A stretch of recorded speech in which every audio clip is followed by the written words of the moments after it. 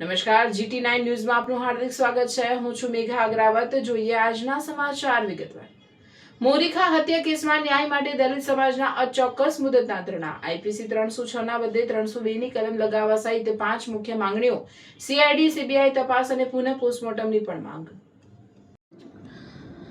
વાવ તાલુકાના મોરીખા ગામના નિવાસી સ્વર્ગીય લખીરામભાઈ નરભીરારામભાઈ પરમારના મૃત્યુના મામલે ન્યાયની માંગ સાથે સમસ્ત દલિત સમાજ દ્વારા વાવ થરાદ જિલ્લા કલેક્ટર કચેરી ખાતે અચોક્કસ મુદતના ધરણા પ્રદર્શન શરૂ કરવામાં આવ્યા છે. ગઈકાલે રાત્રે પણ સમાજના લોકો મોટી સંખ્યામાં ધરણા સ્થળે પહોંચ્યા હતા. સમગ્ર મામલામાં નિષ્પક્ષ તપાસ અને જવાબદારો સામે કડક કાર્યવાહી કરવાની માંગ સાથે આંદોલન યથાવત રાખવામાં આવ્યું છે. સમાજ દ્વારા રજૂ કરવામાં આવેલી માંગણીઓમાં IPC 306 ની જગ્યાએ IPC 302, BNS મુજબ 108 ની જગ્યાએ 103 હેઠળ કાર્યવાહી કરવાની મુખ્ય માંગ કરવામાં આવી છે. આ ઉપરાંત તમામ આરોપીઓ તેમજ તપાસ અધિકારીઓના નાર્કો ટેસ્ટ કરાવવા માટે પણ રજૂઆત કરવામાં આવી છે. સ્થાનિક પોલીસની તપાસ સામે પક્ષપાતી વલણના આક્ષેપો કરતા સમાજે સમગ્ર કેસની તપાસ CID અથવા CBI જેવી સ્વતંત્ર એજન્સીને સોંપવાની માંગ કરી છે. તપાસમાં બેદરકારી કે મદદગારી જણાય તો સંબંધિત તપાસ અધિકારીઓ સામે એટ્રોસિટી એક્ટ તથા BNSની સંબંધિત કલમો હેઠળ કાર્યવાહી કરવાની પણ માંગ ઉઠાવવામાં આવી છે. મૃતકના પોસ્ટમોર્ટમ અંગે પણ સવાલો ઉઠાવી સમાજે નિષ્ણાંત તબીબોની પેનલ દ્વારા વિડીયોગ્રાફી સાથે ફરીથી પોસ્ટમોર્ટમ કરાવવાની માંગ કરી છે. મૃતક પરિવારને યોગ્ય ન્યાય મળે અને સમગ્ર ઘટનાનું સત્ય બહાર આવે તે માટે તંત્ર તાત્કાલિક પગલાં ભરે તેવી માંગ કરવામાં આવી છે. ધરણા પર બેઠેલા સમાજના આગેવાનોનું કહેવું છે કે તેમની માંગણીઓ સંતોષાય અને યોગ્ય ન્યાય ન મળે ત્યાં સુધી આંદોલન ચાલુ રાખવામાં આવશે. કલેક્ટર કચેરી ખાતે ધરણાને પગલે તંત્ર અને પોલીસ દ્વારા સ્થિતિ પર નજર રાખવામાં આવી રહી છે. અમોને ન્યાય આપવાના નારા સાથે શરૂ થયેલા આ ધરણા હવે આ ચોક્કસ મુદતના આંદોલનમાં પરિવર્તિત થતા મોરીખા હત્યા મામલો વધુ ચર્ચામાં આવ્યો છે. અહેવાલ રાણાભાઈ પારેગી, વાવ થરાદ.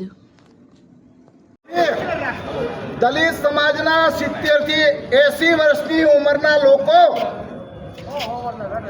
80 વર્ષના લોકો અહીંયા ધોળ બાગડિયા જમ્યા વગર સવારથી બેઠા. 80 વર્ષથી ઉપરના 80 વર્ષની ઉપરના લોકો છે. એમણે ક્યાંક ને ક્યાંક ભાજપના બટન દબાયા છે. મેં ખુદ જિગ્નેશ મેવાણીને છોડી અને ભાજપમાં આવ્યો હતો. શાના માટે કે સત્તામાં જશું તો કામ થશે. અત્યારે અમને આ રિઝલ્ટ છે.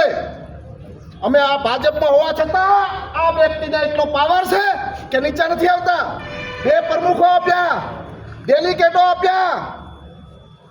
દલિતોના વોટ બાબા સાહેબના બંધારણથી એ લોકોને ટિકિટ મળી. એટલે ચંદ્રનમાં આલો ને નથી આલવી. તમે બાબા સાહેબનું આપેલું છે. આ અમે હાલ બોલીએ ને એ અમને બાબા સાહેબે એક આપ્યો છે. અમને કોઈ નહીં રોકી શકે.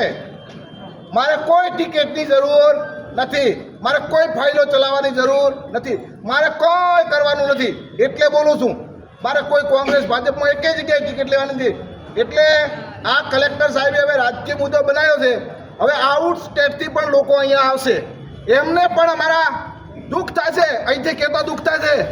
અમારો એક નવો જિલ્લો બન્યો હોય, અધ્યક્ષ સાહેબે કેટલી મહેનત કરીને જિલ્લો બનાવ્યો હોય અને અધ્યક્ષ સાહેબને આ દલિત સમાજ કેટલો ચાહતો હોય, 11,000 વોટ આપ્યો હોય અને કલેક્ટર સાહેબ કોને કહેવાથી આ દલિતોને સાંભળવા નથી આવતા.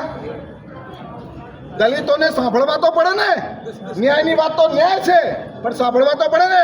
કેટલાય લોકો અહીંયા બધી પાર્ટીઓના લોકો છે. મારે એટલા માટે બોલવું પડે કે આ સવારથી પાર્ટીના લોકો પણ વિડિયો જોતા હશે. તો પાર્ટીના લોકોએ કોઈ ફોન ન કર્યો કે ભાઈ દલિતો આવ્યા, દલિતોને સાંભળવા પડે. એમનો દીકરો ગુમાવ્યો છે. એ જ્યારે એનું મોત થયું ને ત્યારે એની છોકરી 35 દિવસની હતી. એટલે મોતનો મલાજો તો રાખો.